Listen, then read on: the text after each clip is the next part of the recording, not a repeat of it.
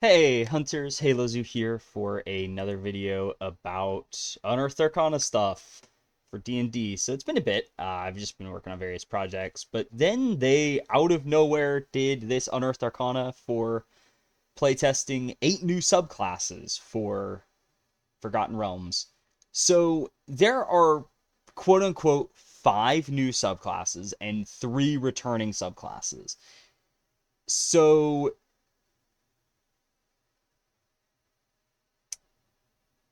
now, granted, I will actually say in practice this is 6 new subclasses and 2 returning ones, but we'll talk about it as we progress.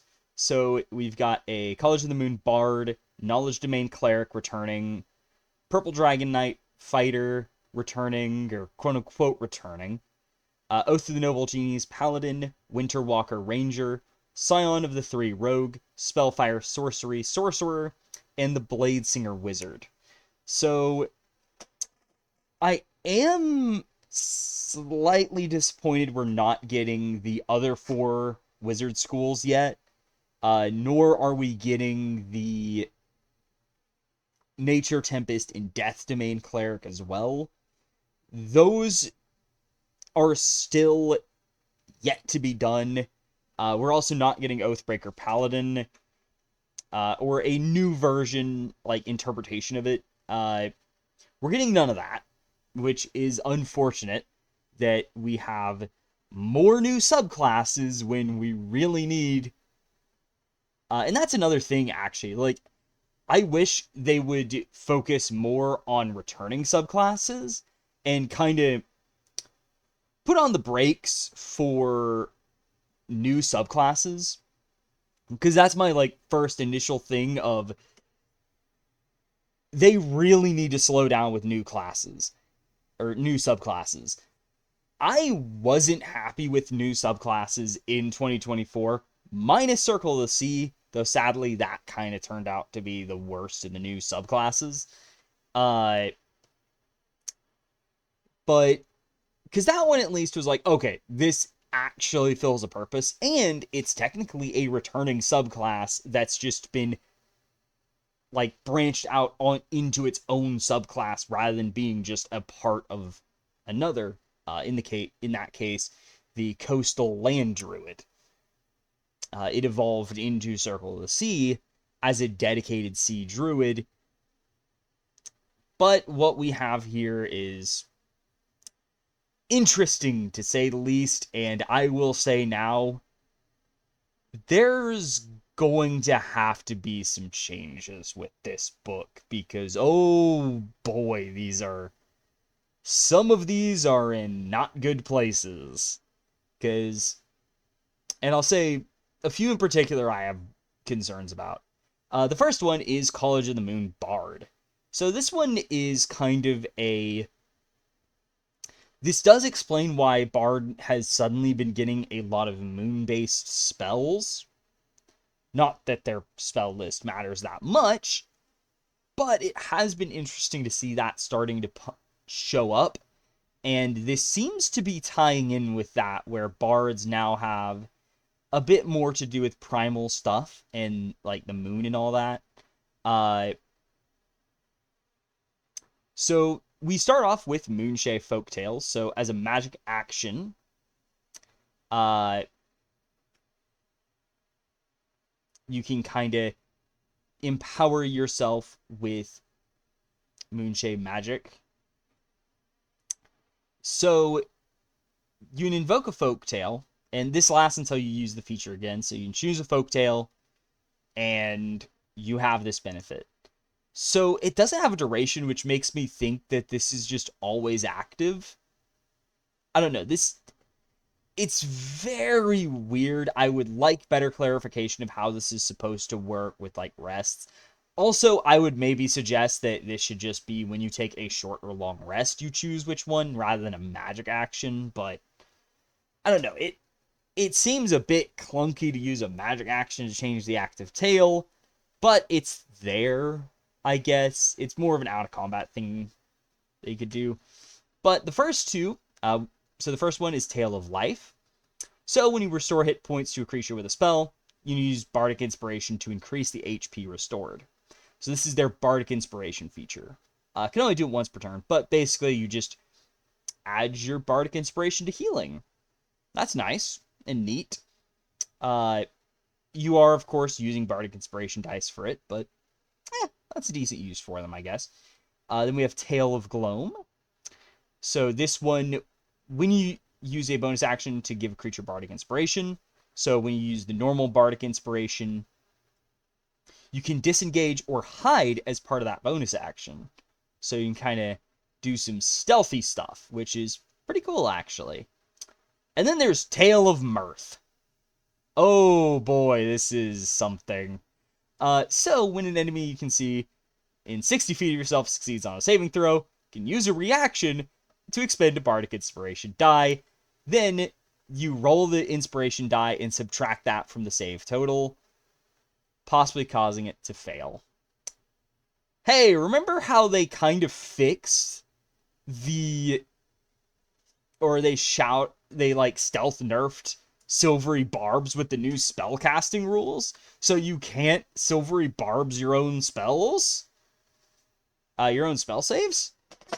Yeah, that has been undone here. This is that, which gives you easily the most annoying thing you could do with Bardic Inspiration, or with Silvery Barbs, to Bardic Inspiration. What the hell are you thinking, wizards? Nobody liked this.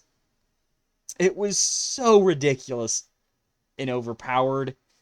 Like, at least with Silvery Barbs now, you have to do it cross-character combo. This isn't that. You can do this with your own spells. I would strongly suggest this get cut, because as it stands, this is just the best one. Who cares if you can disengage or hide as part of giving people inspiration? Who cares if you can do a little extra healing? This can mean, oh yeah, you succeeded on your save for my hold person. Subtract that die total. Oh, you fail now. It's such an annoying ability, and I hate it. Why? That was like the worst part of it. That DMs hate. It's just like, please no. Get this out of our sight. Please. Like, it's just annoying. Like, or at the very least have it be, it can't be your own spell. Or rather, it can't be on your turn. So you can't just cast your spell and be like, oh, you succeeded the save? No, you don't. That is not fun. It's despicable. It's stupid. At least if it's an ally spell, it kind of feels like, oh yeah, we're going to tag team. Oh no, they succeeded on their saving throw. Okay, I'm going to sabotage them to help my buddy get the lockdown. That at least I'm okay with. Like, I can tolerate that. Being able to be like, oh, you succeeded on my spell save? Okay, no you don't. That is when it gets annoying and stupid. Then we have Primal Lorist, which you learn Druidic, which classically has been a thing of you're not supposed to teach other people Druidic. And yet here is someone that's not a druid getting Druidic. Kind of weird, thematically, though apparently there's another one that's even weirder thematically. But you also get a cantrip from the Druid spell list. I mean, that's fine, actually. Like, the extra cantrip is more than welcome. Bards do not get many, and it's nice to have another actual choice. So it's a neat little thing. It's definitely nice to have, especially on a class with so few cantrips normally. Then you get to choose either Animal Handling, Insight, Medicine, Nature, Perception, or Survival, and get proficiency in it. So basically you just get a free Druid skill, which is also nice. Especially since you actually, like, unless you are human, it's practically impossible to have all 6. So you'll probably have something you can pick from the list, which is nice. Uh, then at 6th level, we have Blessing of the Moonwells. So you always have Moonbeam prepared, so you just get it for free. Now, one note, they forgot to put this doesn't count against your Bard spells prepared. I'm pretty sure that's a unintended thing, that it's intended to be you have it prepared for free, but they haven't said that, which means this does take one of your spells known. Pretty sure that's not intended, but I do have to point out that the way it's written is bad. Then, as a bonus action, you can use Moonbeam without expending a spell slot. And you faintly glow while concentrating on the spell when cast this way, shedding dim light in 5 feet. And whenever a creature fails the save on Moonbeam, another creature of your choice in 60 feet of you regains 2d4 HP. Holy cow, this is stupid. So do keep in mind, this is every time a creature fails the save. This means if multiple creatures are failing at a time, which, to be fair, is actually a bit difficult to get working, that can trigger it multiple times for lots of healing. This is pretty darn cool. And once you finish the feat, use it. You can't do it again until you finish a long rest, or use a level 3+ spell slot. So, which does create some weird things of, there are now 2 ways you can cast Moonbeam with spell slots of higher level or rank, where it's like, well, you can cast it at 3rd rank, or you can use a 3rd rank slot to Blessing of the Moonwells again. Kind of weird, but it is what it is. But it's a neat feature. It's a cool idea. If not the most amazing thing in the world, it's there. Then 14, Bolstered Folktales. So, Tale of Life and Tale of Effing Mirth, you can just spam with a d6. So, once again, what the hell are you thinking, Wizards? This is stupid. So, now, every time a creature succeeds on a saving throw against one of your spells, you can just say, oh, subtract this from the total.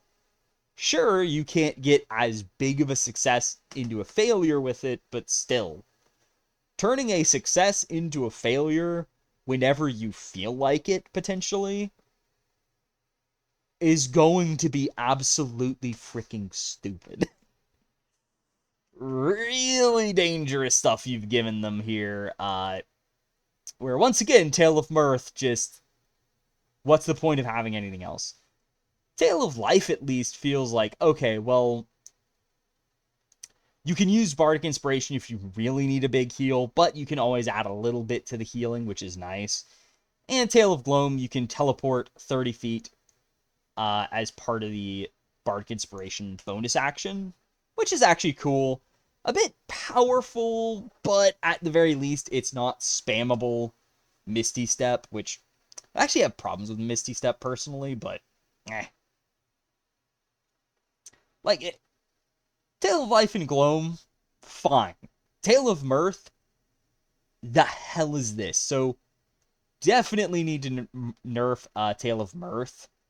Just, if not remove it. Like, it might just need to be removed because it's really annoying and stupid. Then we have the Knowledge Domain Cleric. So, they have a new channel divinity. Specifically, they only have... So, knowledge, like, pretty much the only thing they really kept is blessings and knowledge, and even that's been changed. It's very much a new one, which, to be fair, makes a lot of sense because it wasn't really that good before. So, definitely a welcome facelift. So you've got Blessings and Knowledge, which gives you an Artisan tool in addition to Arcana, History, Nature, or Religion.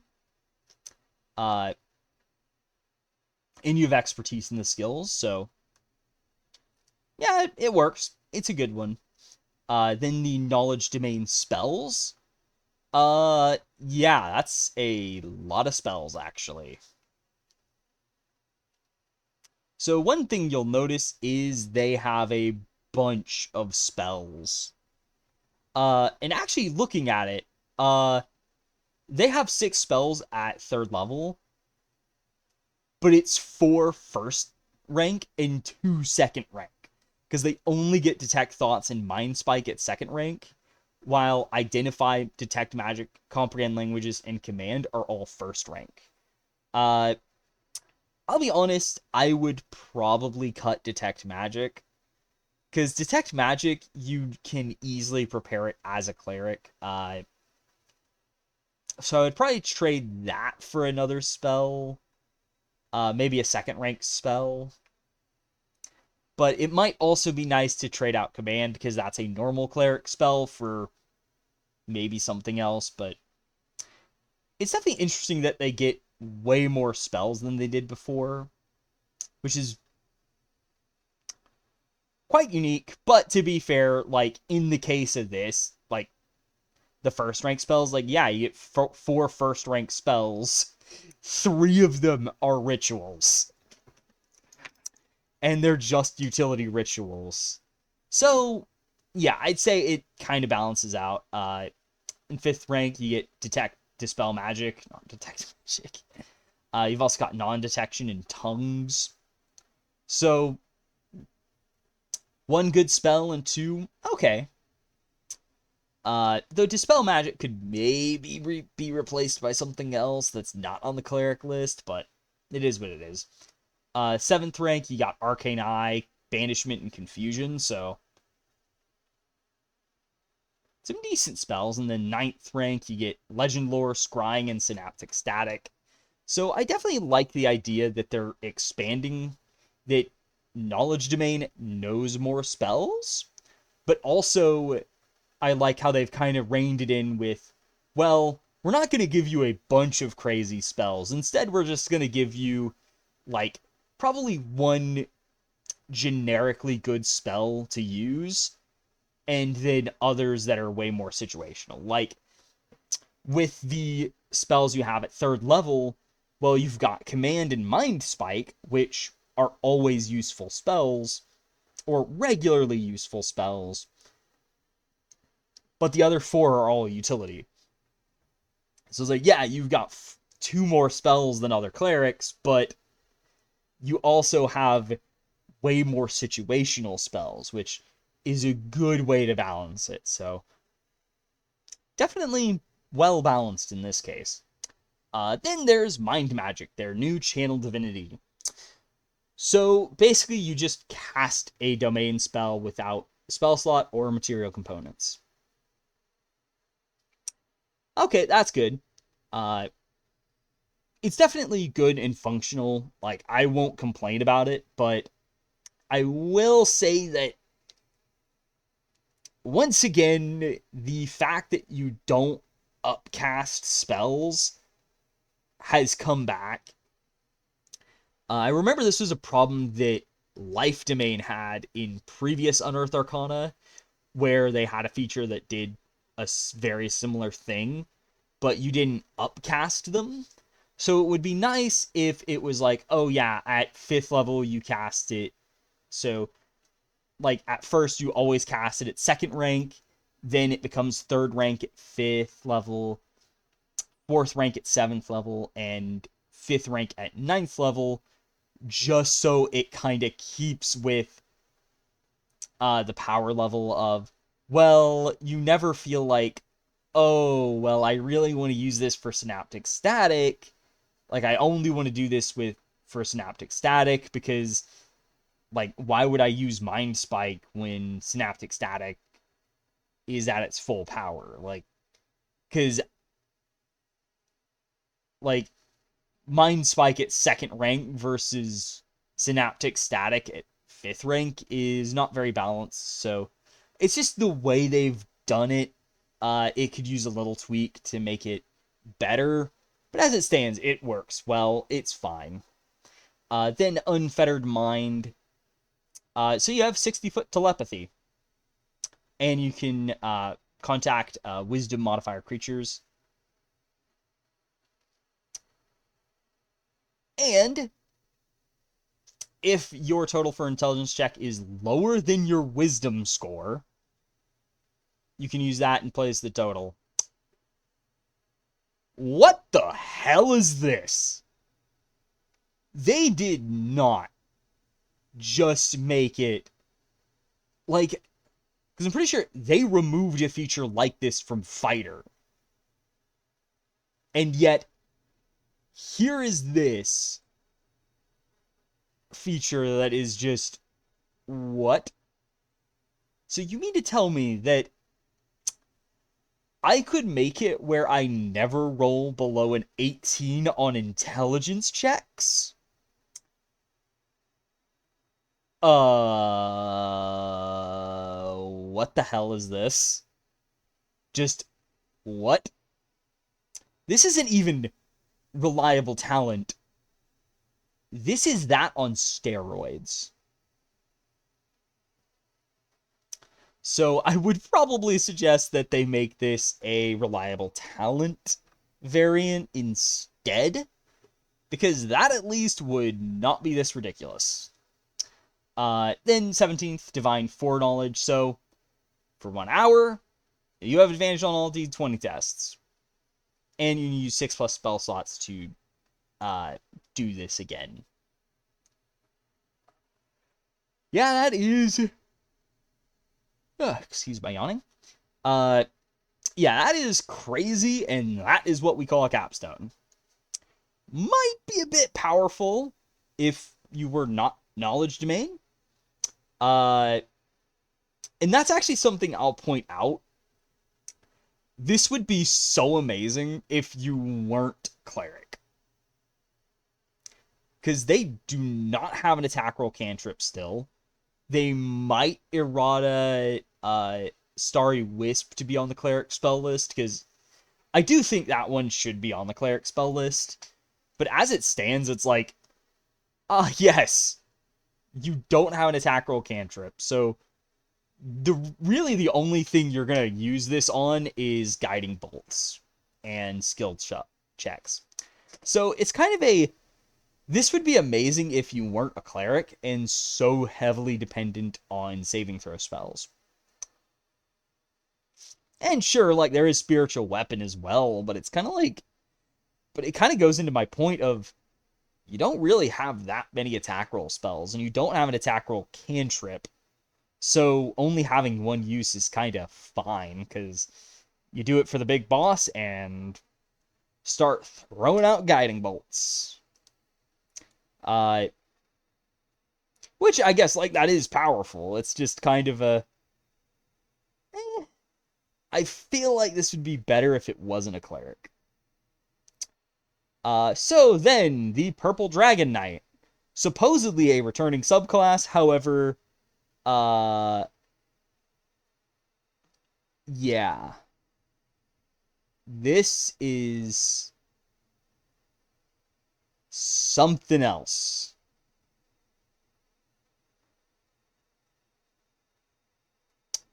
So, instead of being kind of a, oh, this is a, like, Banneret type, you know, this isn't just like, oh yeah, this is the Banneret, generically, it's the Purple Dragon Knight of Cormyr.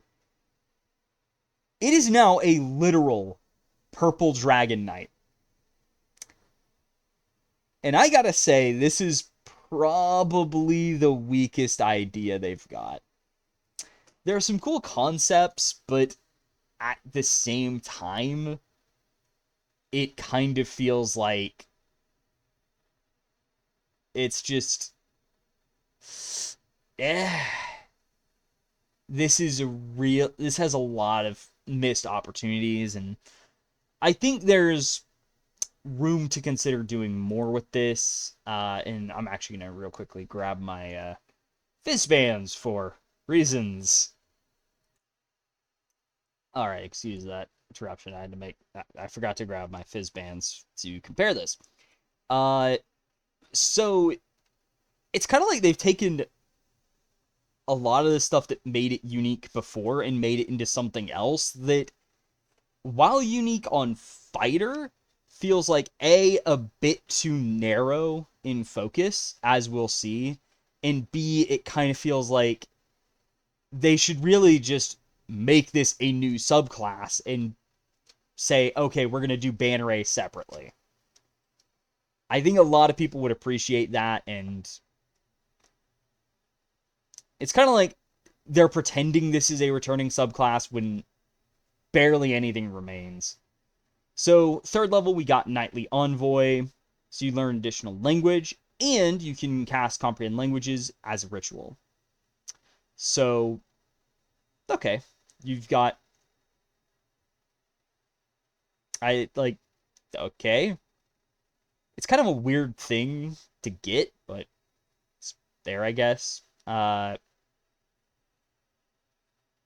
this is like a replacement for Royal Envoy, apparently, but it's neither here nor there. Like, it's fine, but it's kind of just there. Then Purple Dragon Companion. So you just have a little purple dragon that follows you around. So this kind of works like you kind of summon it and all that, like a Drake Warden Ranger summons their Drake Companion. Except this one is just worse. It has smaller hit dice, it has less HP, it has less AC, it does less damage. It doesn't have the infused strikes. But it does have... it also lacks Draconic Essence. So it has no resistances at all. It does have telepathy, which is nice at least. It also doesn't automatically get Draconic, and you don't automatically get Draconic.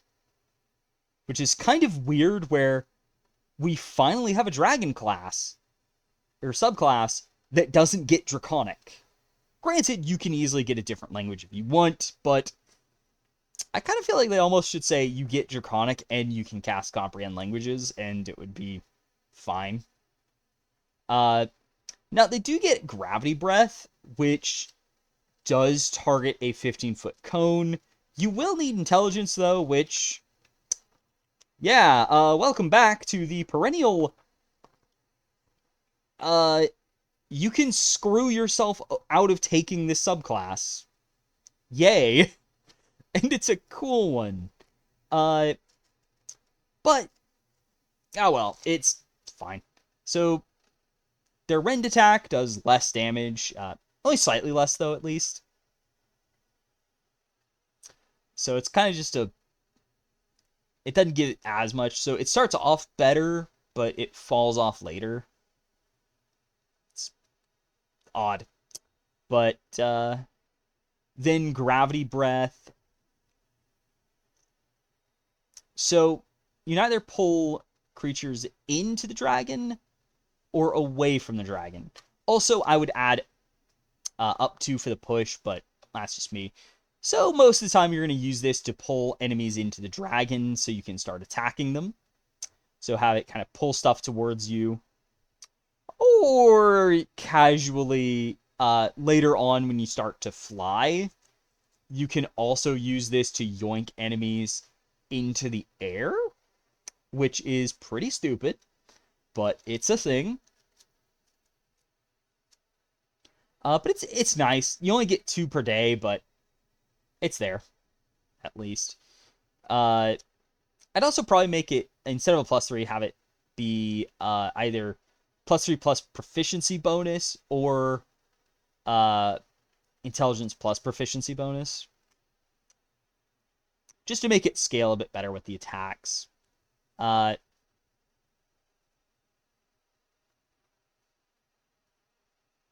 you do have to take a bonus action to command it to take an action, but as a fighter, you don't have that many bonus actions, so it shouldn't be too annoying until you have to second wind, but usually if you have to second wind, something bad's happening, so it's fine.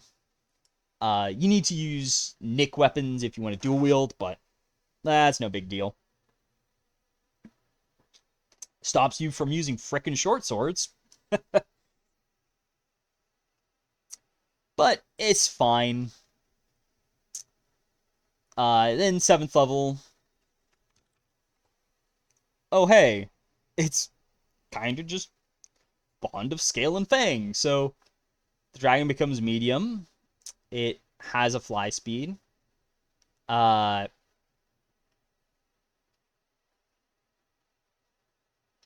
so you can ride it, but if you're riding it, it cannot stay flying.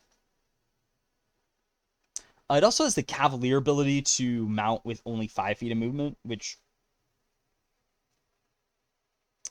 surprisingly wasn't on the Drake mount ability of Drake Warden, so they do get that, but then they have improved Gravity Breath, which is, oh hey, its breath weapon is a 30-foot cone.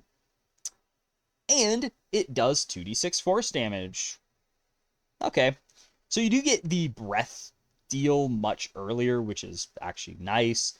You don't get the resistance, unfortunately, nor does it do any extra damage. But, I mean, the extra damage, it's fine.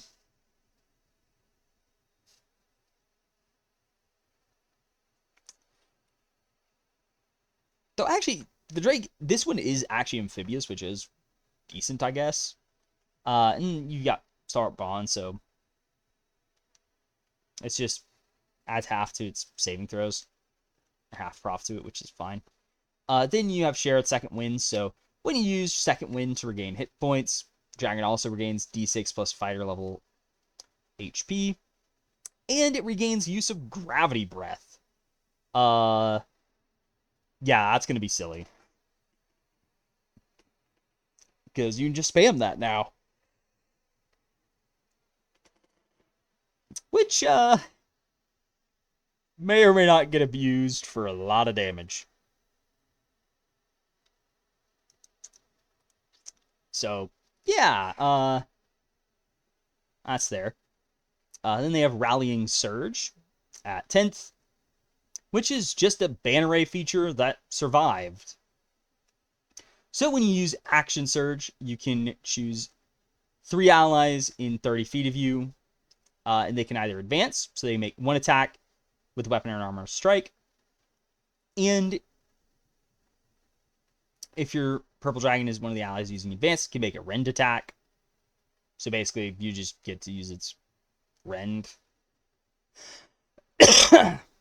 And retreat, which lets them move half speed without provoking opportunity attacks. So if you need allies to get out of there, Action Surge, help them get out of there. Now, I will say, kind of a flavor fail with Advance. They don't move forward at all. Advance is kind of like, oh, move forward, not... So I feel like it should maybe be renamed to something else. I like the idea of having advance or retreat, but it kind of feels weird when it's, oh, either an ally can move away or attack and not move, even though it's called advance. Like, I would say maybe like let them move 5 feet and make an attack.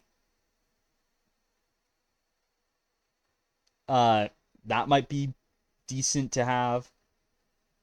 Just so it feels like you're actually advancing on the enemy rather than just attacking and not moving at all, despite being told to advance. Then at 15th level, Amethyst Pinnacle, so similar to the Drake Warden, once again. Oh, hey, your dragon is large now. It now has a 40-foot fly speed. And it no longer falls while flying, so you can fly around now. Okay, that's fine. Then, when you take the attack action on your turn, you can forgo one of your attacks to let the dragon make a rend attack. And you can forgo 2 of your attacks to command the dragon to use Gravity Breath. This just sucks. I'll be honest. Like, you can already use a bonus action to make it do Gravity Breath. There is barely any reason to ever use this, unless you have some other thing you can do as a bonus action, which, as a fighter, you don't have many of them. It's like, you're only ever using this if you just don't have access to your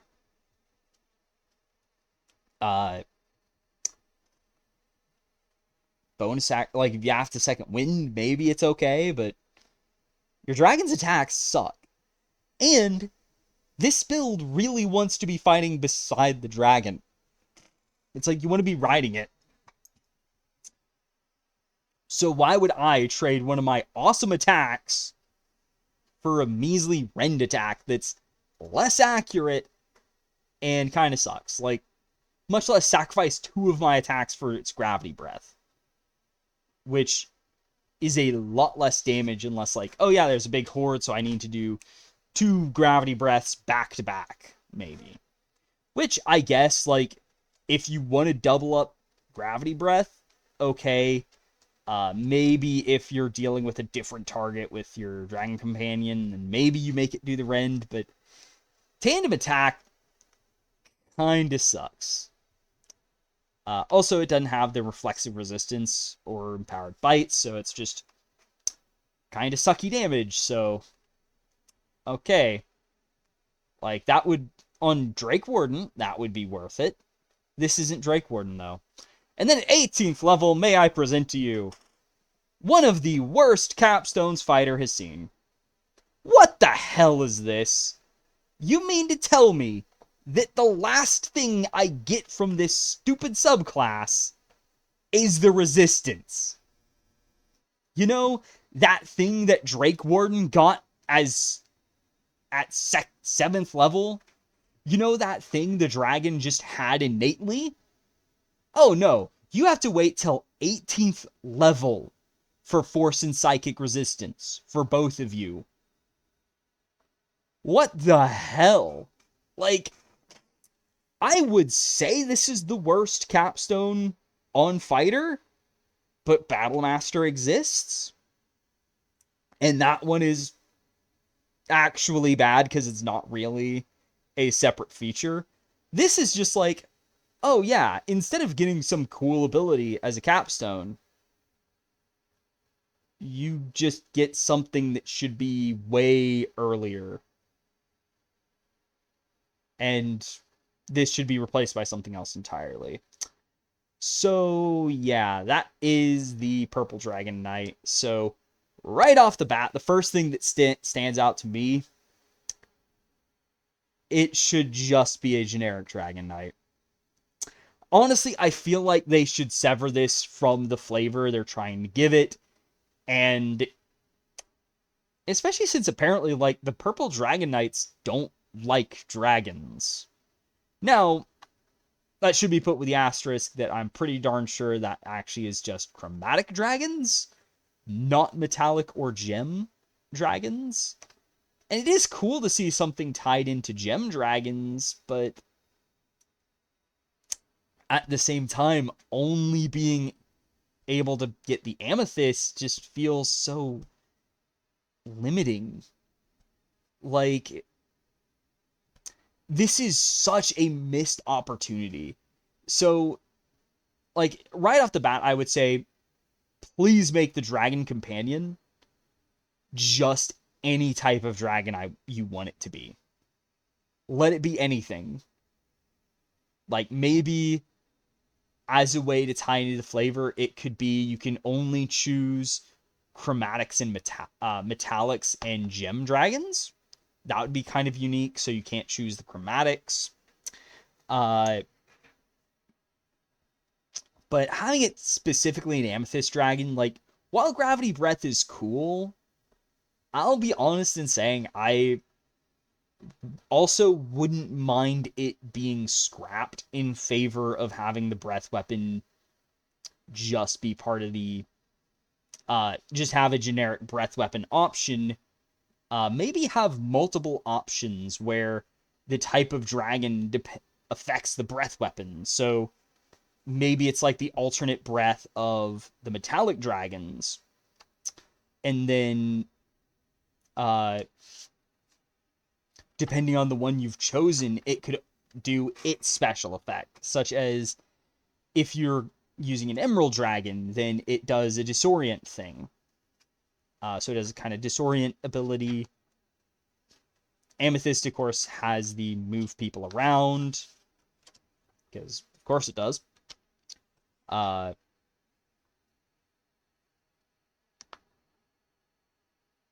actually, that one, like, even, like, that actually was supposed to freeze people in place.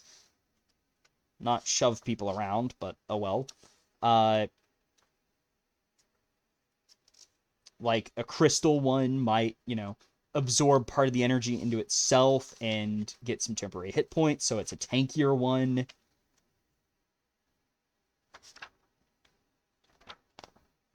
Sapphire just incapacitates people.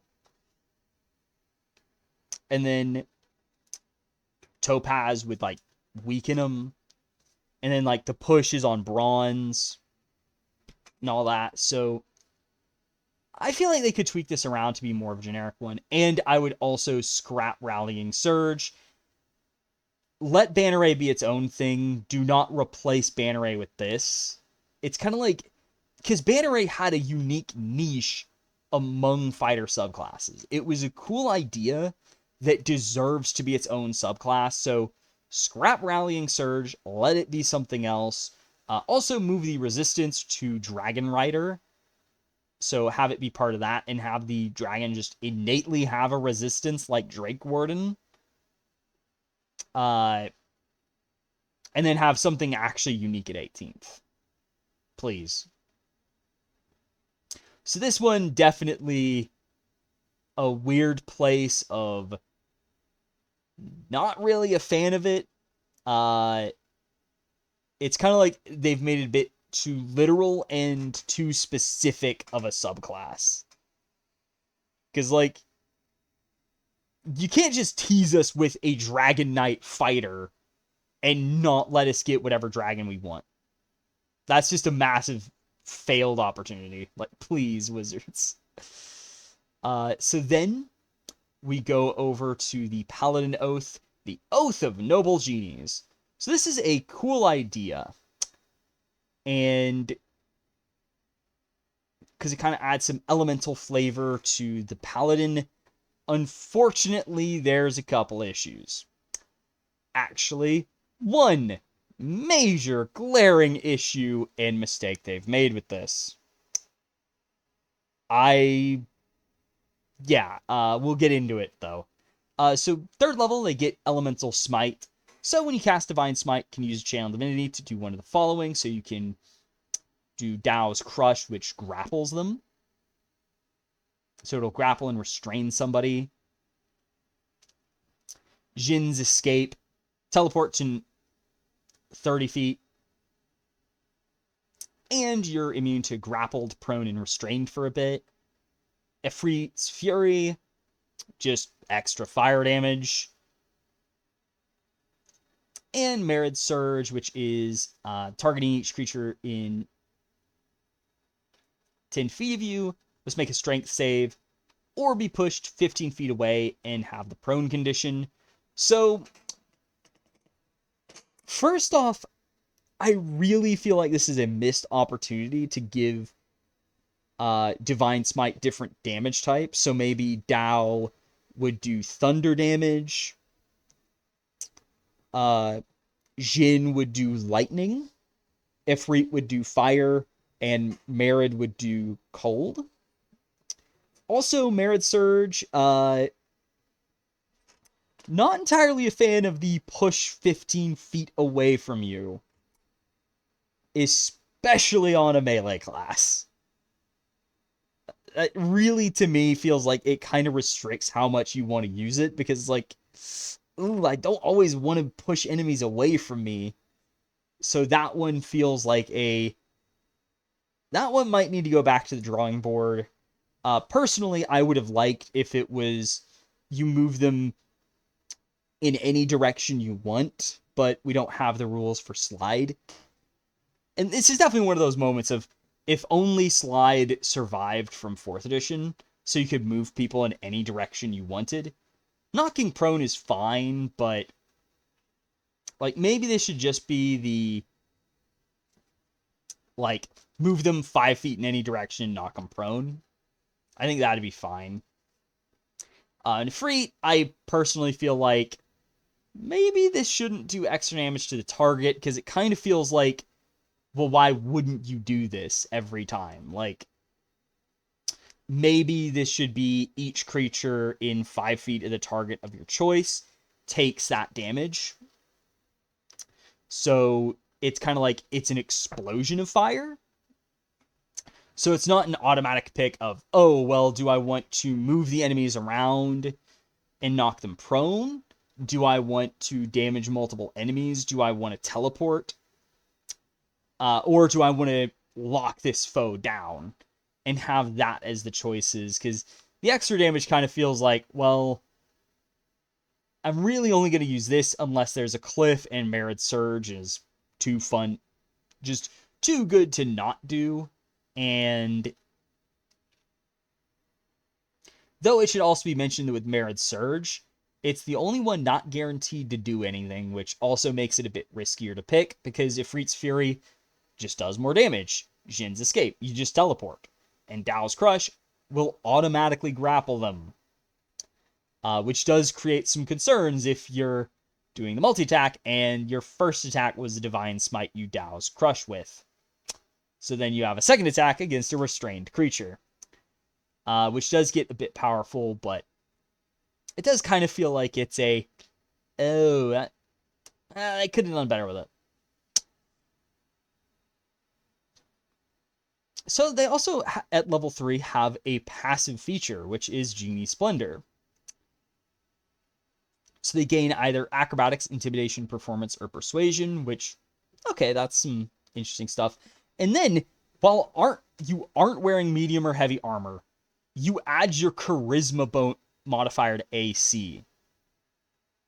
That is definitely something, because it stacks with light armor, which this is basically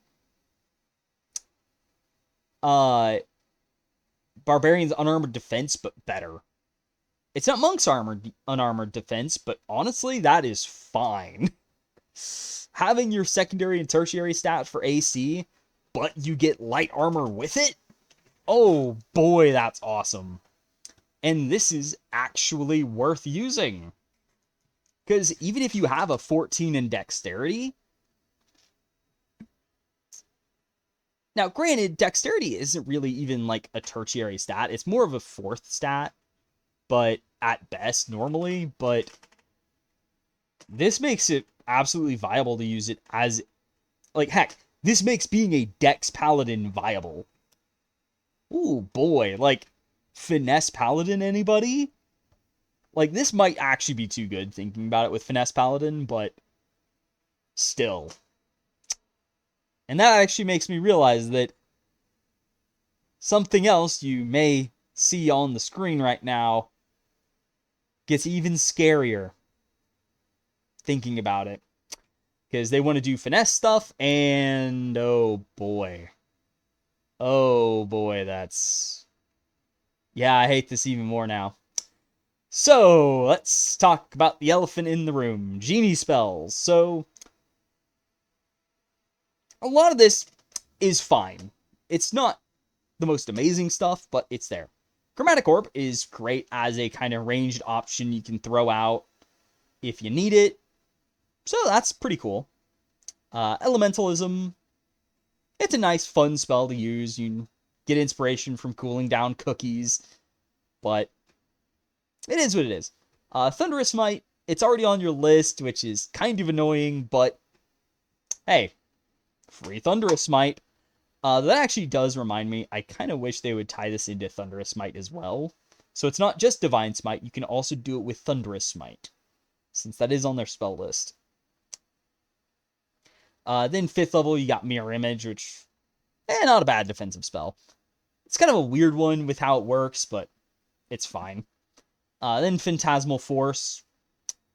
That's a fun spell to lock somebody down with. So you can torment enemies with it.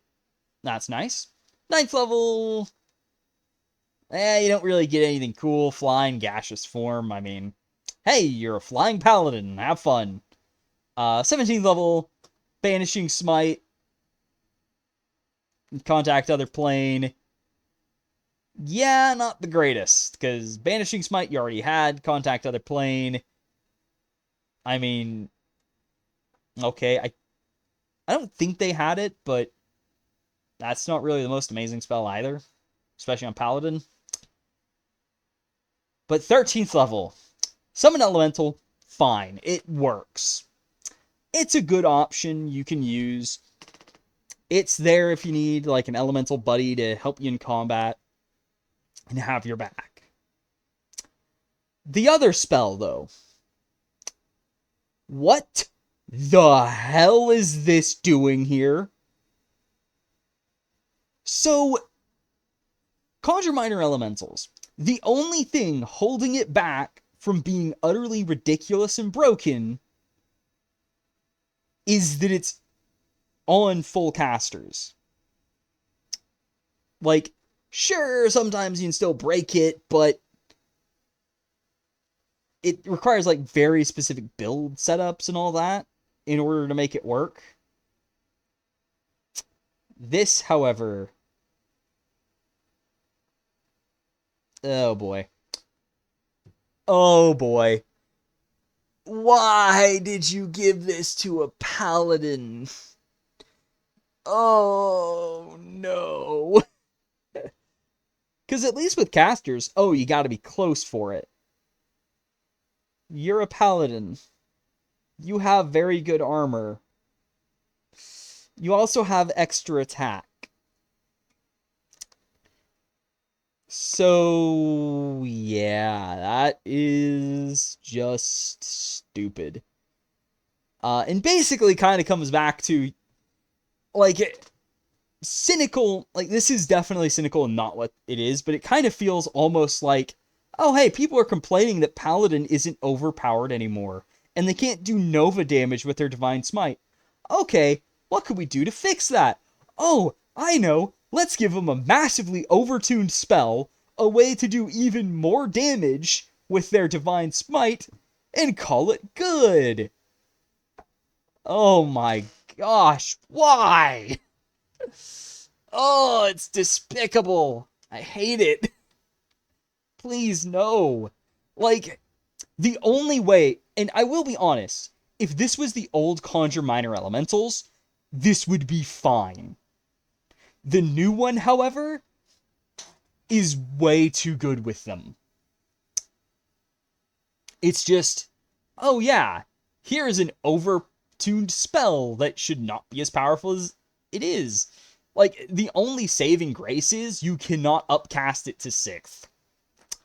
Or at least, you can't without multiclassing, but I could easily see people multiclassing just to get higher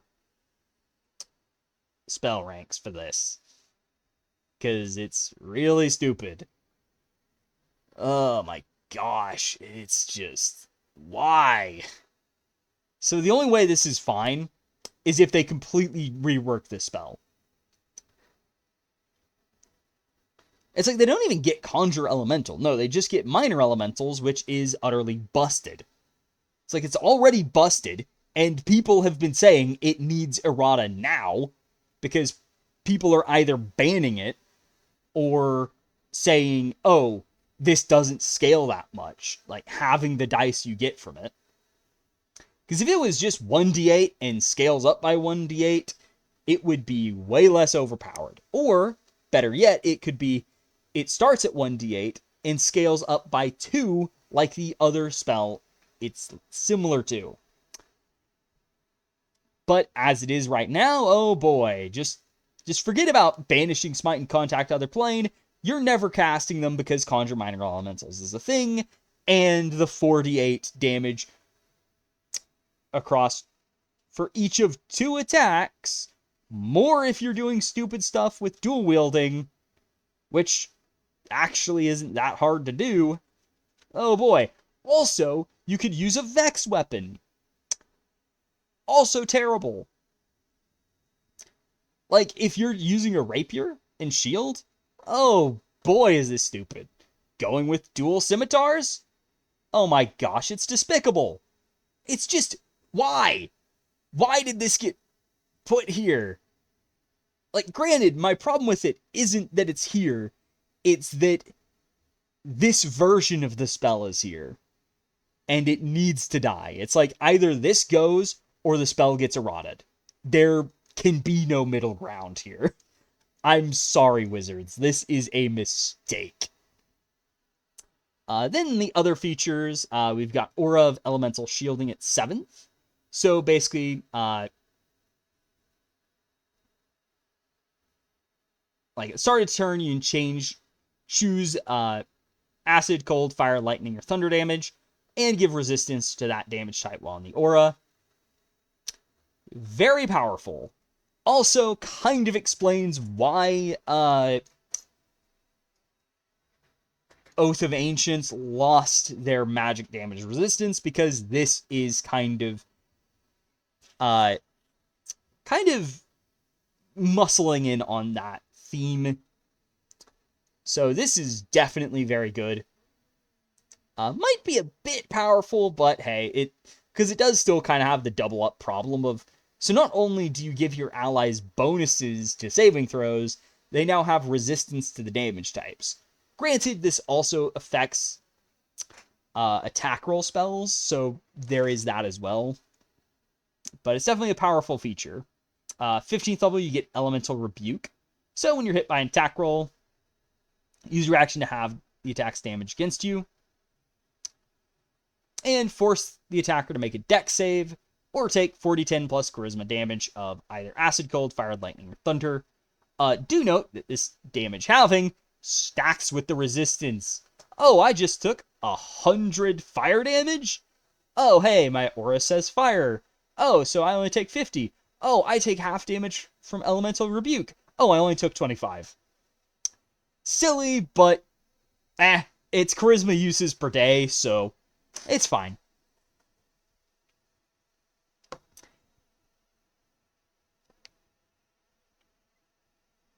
And it's also half damage on a save, which is success, so that's good. 20th level, though, Noble Scion. So his bonus action can gain 2 bonuses for 10 minutes. You'd also use 5th rank spell slots to do this again. Not that you ever will, because it's just, yeah. Now, granted, the Minor Wish is actually kind of worth it.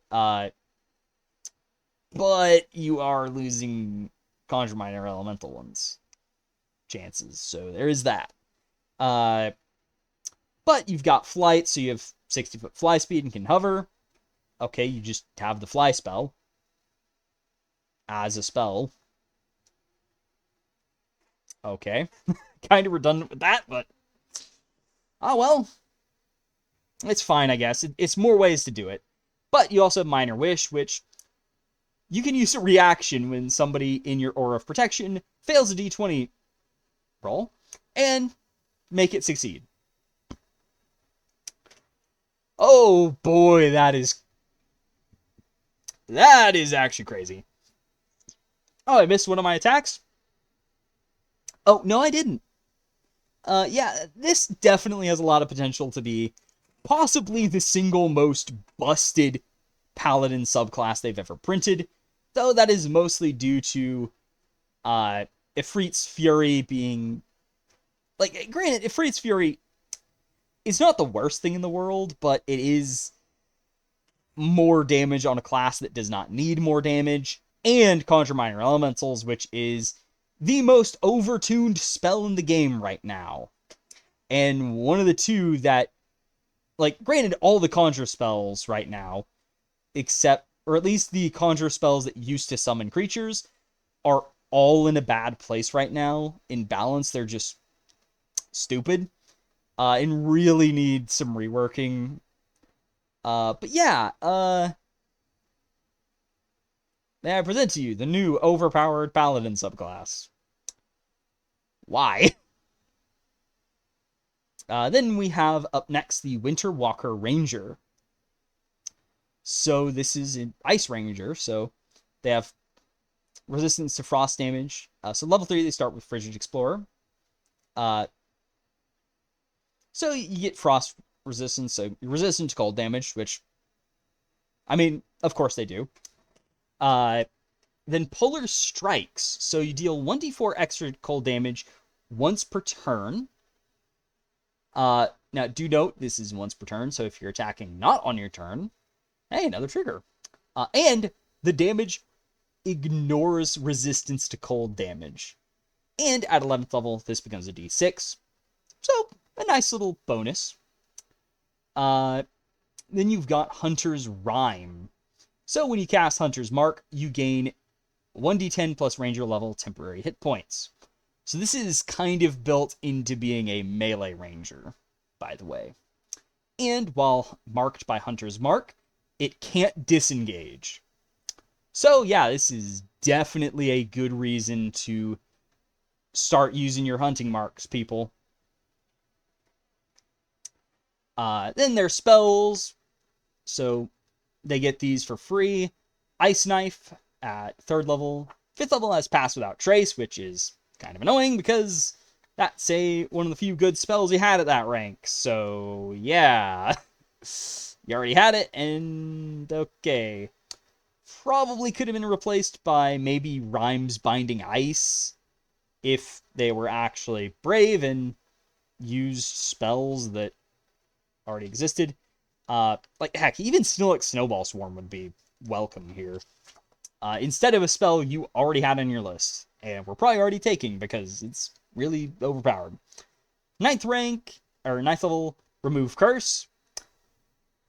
Kind of comes out of nowhere.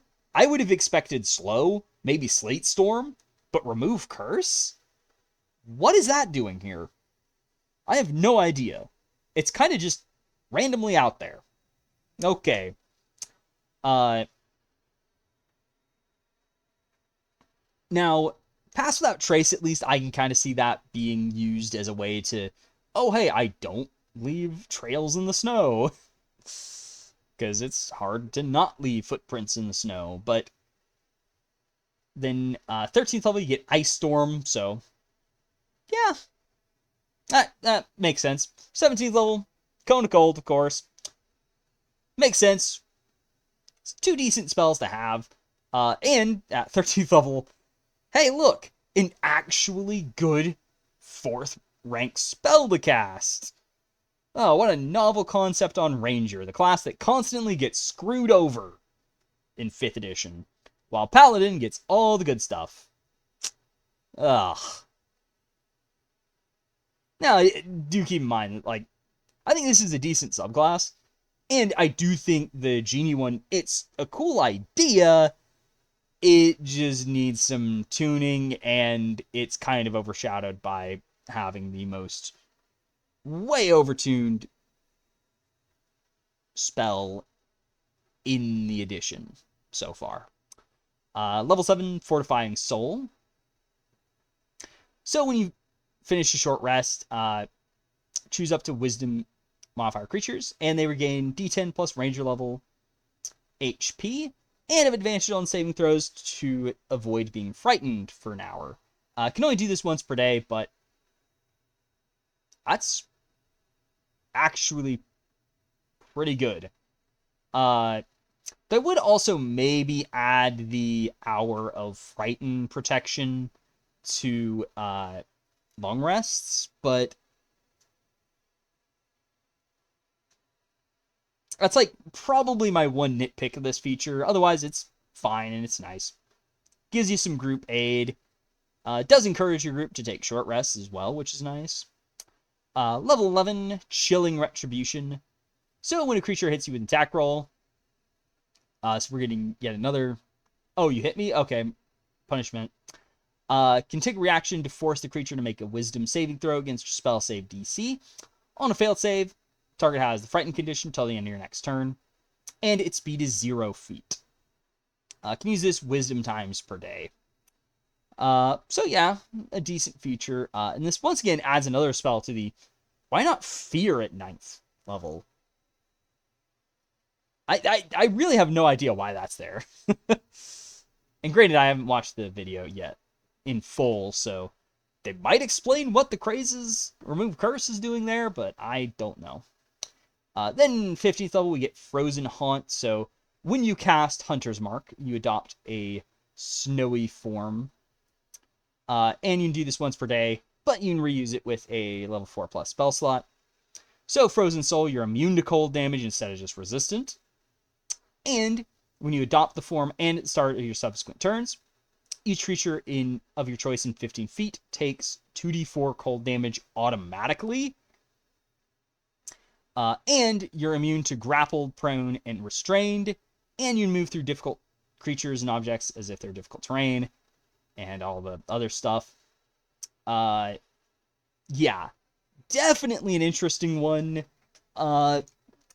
I do have some questions about the spell list. And I also have to say, I feel like... but otherwise, I would say this is probably... Like... Well, not even probably. This is actually the best of the subclasses. At least thus far. Like... And... I might actually say this is the best one.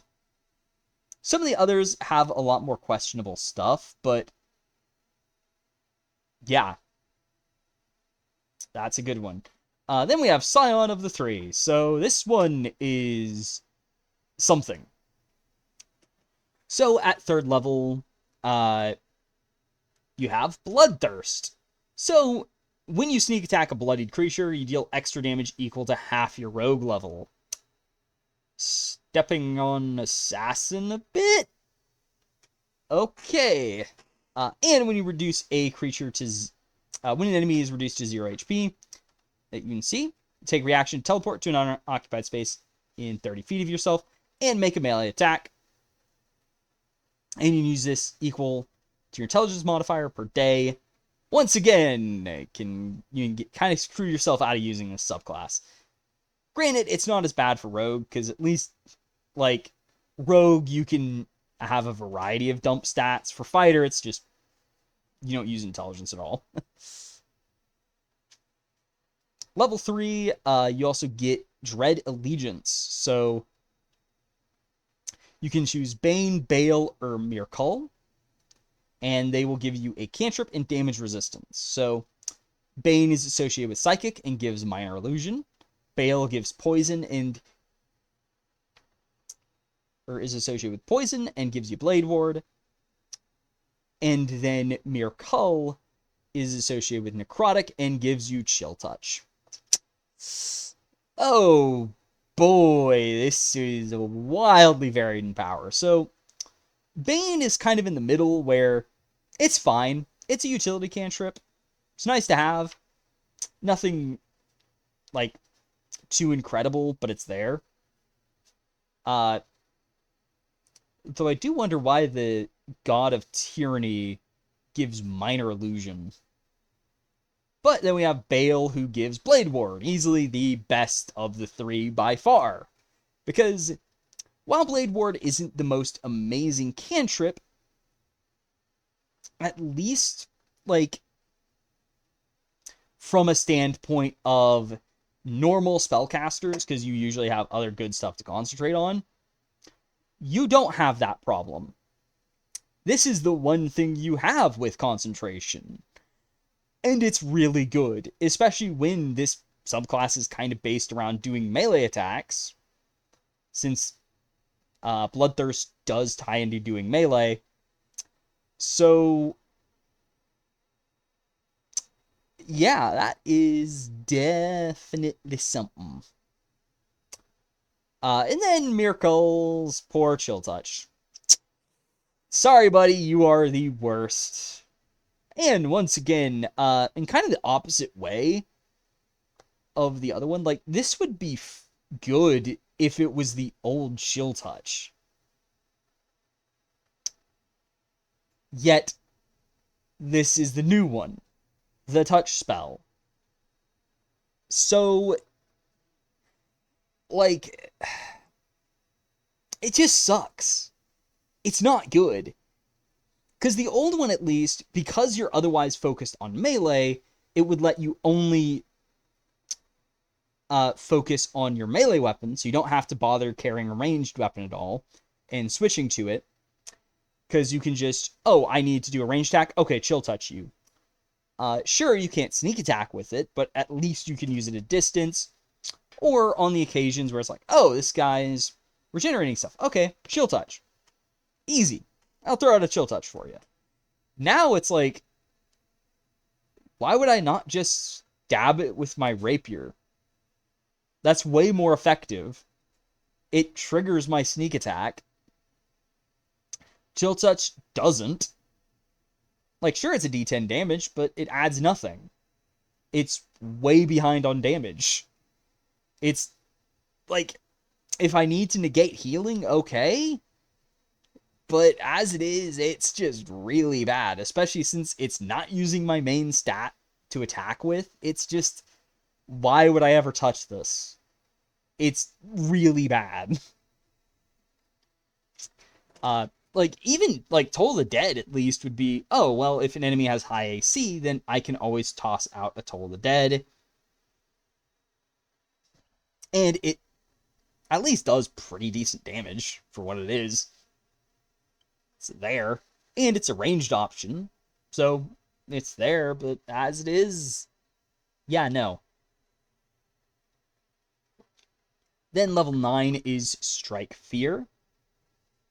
So this feature just gives you the Terrify Cunning Strike option. So for a D6, you make the target make a Whiz save or be frightened. And it repeats the save at the end of each turn. So yeah, that is very good. As you just casually lock down an enemy with Frighten. Yeah, that is actually really good. And it's on a whiz save, too. Then level 13, you have Aura of Menace. So at the start of each turn, each creature of your choice in a 10-foot emanation, so basically in 10 feet, takes damage equal to your intelligence modifier. And this is the type of your Dread Allegiance resistance. So I guess this does kind of balance out Bale, because he has the worst damage type by far. Sure, you get the best cantrip, but you get the worst damage type. So Bane is probably the best because he has a cantrip that's fine to use and stuff, and his damage type is actually good for Aura of Malevolence, and it does ignore resistance to the damage type. Which is something. Unfortunately, that doesn't save poor Poison, because that immunity is everywhere. Unless somehow they've drastically reduced it in the new monster manual, but I have my doubts it's going to be reduced by that much, unfortunately. But the aura idea, it's neat. Then at 17th, you've got Battle Tyrant, or Dread Incarnate, which gives you Battle Tyrant. So you have advantage on attack rolls against frightened creatures. Comes a bit late, but it's there. And Murderous Intent. When you roll a 1 or 2 on sneak attack damage dice, it's now a 3. Holy cow, this is absurd. Yeah. So now your floor for sneak attack is 30 damage instead of 10. Yeah, that's going to buff your numbers quite a bit. Like, a lot. A lot. Though I don't know the actual average it comes out to, because it's a bit weird to calculate it, but yeah, that's very good. But I will say, as it stands right now, this, to me at least, kind of feels like this is Assassin, but better. Like, the biggest offender would probably be Bloodthirst, where getting half rogue level on bloodied creatures, if you get this 3 times, like if you get this twice, it's better than it's on par with Assassin. 3 times, it's way better. It's just Assassin, you only get it on the first turn. So you've only got one chance to do it. And it's big, but this can be triggered multiple times. So if you ever trigger this like 3 times, you're automatically doing way more than an Assassin Rogue can do. So I would strongly suggest this get limited to your intelligence modifier. So Assassin is still the big damage dealer. They do the most damage in a single strike. Whereas Bloodthirst is a little bonus that it's there. You can get it to a 5, which, like, I mean, you could theoretically have it at 5 damage at 10th, 8th level. So it would be more. But realistically, you're not going to get that till much later, when it's going to take a while to get the full damage to match Assassin Rogue's output. Also, it would tie more into the intelligence theme they have, so there is that as well. But it's kind of just, this probably needs to be nerfed in order to stop it from being, yeah, this is just Assassin, but you get to do the extra damage more. While it's less than 1 strike, you get more triggers in combat, and you've got a whole teleport feature, and you get a damage resistance, and you get a cantrip, which for one option is kind of trash, but for the other 2 is actually good. You've got an actual feature you can use at 9th level. It's not just a flavor buff. I mean, you've got an aura of damage to do even more in an AoE.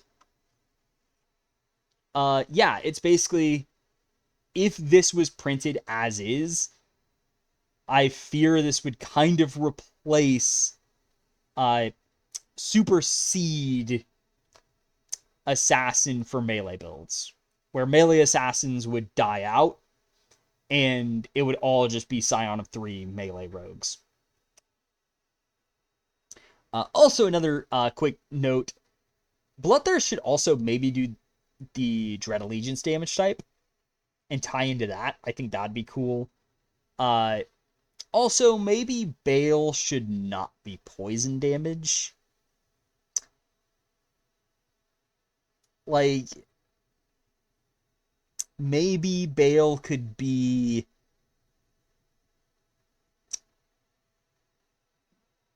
like, maybe Bale could be acid instead, because I feel like acid at least would be, it's close enough thematically to poison, but it doesn't have anywhere near the same problem that poison does. So up next we've got Spellfire Sorcery for Sorcerer. So this is an unusual one. So it kind of feels like, I don't know, it has some vibes of Divine Soul, but not entirely. Like, it's kind of weird, and we'll get into it. But, so first off, at level 3, they've got Spellfire Burst. So when you spend a sorcery point as part of a magic action or bonus action, can do one of the following effects once per turn. So basically, when you use meta magic or create a spell slot, you get to do this. So you've got Bolstering Flames, which your one creature you can see in 30 feet of you gains temporary hit points equal to D4 plus Charisma modifier. So you just give some temporary hit points out. Or a creature you can see in 30 feet of you must make a dex save or take 1d6 fire radiant damage. Okay, both pretty decent options, though Radiant Fire does have a bit short of a range. It's because 30 feet's a bit dangerous to be within for enemies, so it could use a bit longer range, but it's fine. Then their spells, they've got Cure Wounds, Guiding Bolt, Lesser Restoration, and Scorching Ray at 3rd level.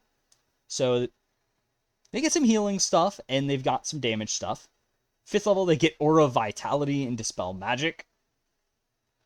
7th, they get Fire Shield and Wall of Fire. So 2 damage spells, where we got 2 support spells, then 2 more offensive spells. The 9th level, you get Greater Restoration and Flame Strike. So, pretty interesting list. It's kind of a blastery, like, I would say it's kind of like an evolution on Divine Soul, but also got with fire stuff that you already had. Which is slightly unfortunate that there is several redundant spells of, oh yeah, Scorching Ray, that spell I already had access to. Oh yeah, Wall of Fire, that spell I already had access to. But at the very least, they didn't put Fireball, which is, I mean, let's be honest, you're grabbing that on this anyway, so it's there. 6th level, you also get Counterspell, which is kind of weird, where I feel like they probably could have had it as one of the spells you get at 5th level, but nope, you Counterspell for free. Also, once again, they forgot to say this does not count against normal spells known. I'm pretty sure it's supposed to do that, but it doesn't say that. But whenever you use Counterspell and the target fails the saving throw, you regain 1d4 sorcery points. Ooh, boy, this is going to be awesome. Even if Counterspell is a bit weaker than it used to be, this is something else. You can be very aggressive with sorcery points now. And you can constantly get, because you can get them back a bit easier. Now, it does kind of get in the way of using it, 3rd rank spell slots for anything else.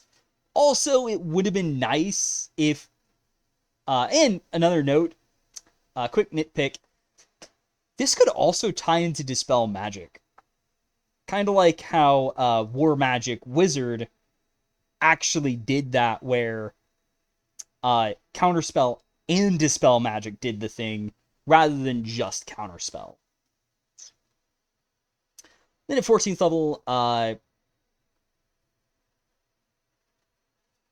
you get Honed Spellfire, so your Spellfire Burst improves.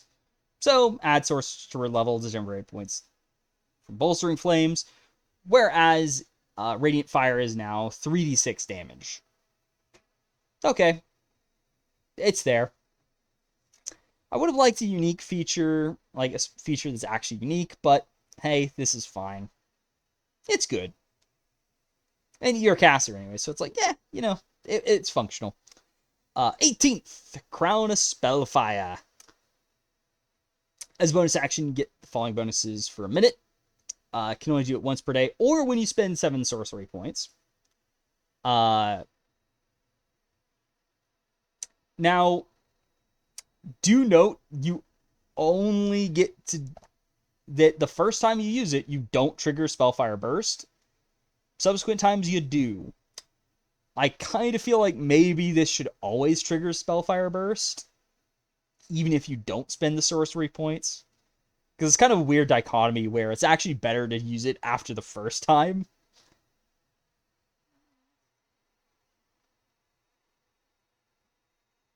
Though, another note is that maybe this could tie, Spellfire Burst could tie into the number of sorcery points spent. rather than trying to find as many ways to spend only one sorcery point at a time. But it is what it is. It's fine. But Crown of Spellfire, you get Burning Life Force. So once per turn when you're hit by an attack roll, so basically during every enemy's turn, you can spend your hit dice up to your Charisma modifier and reduce it by the number rolled. The results of the hit dice plus your Sorcerer level. So lots of damage reduction. Now, at the very least, it's like, oh yeah, you can do this every turn, but you do have to spend your hit dice.